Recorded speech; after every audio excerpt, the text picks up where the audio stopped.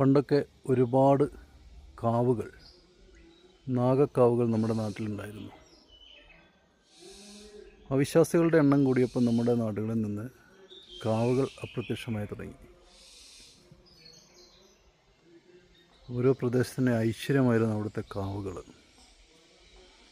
ഇതിപ്പോൾ അമ്പലവയൽ ശിവക്ഷേത്രത്തിലെ നാഗക്കാവാണ്. എത്ര മനോഹരമാണ് ഇവിടെയൊക്കെ. ഇവിടെ വന്ന് ഇങ്ങനെ ഇരിക്കുമ്പോൾ മനസ്സും ശരീരത്തിനൊക്കെ ഒരു കൂർമ്മയാണ്.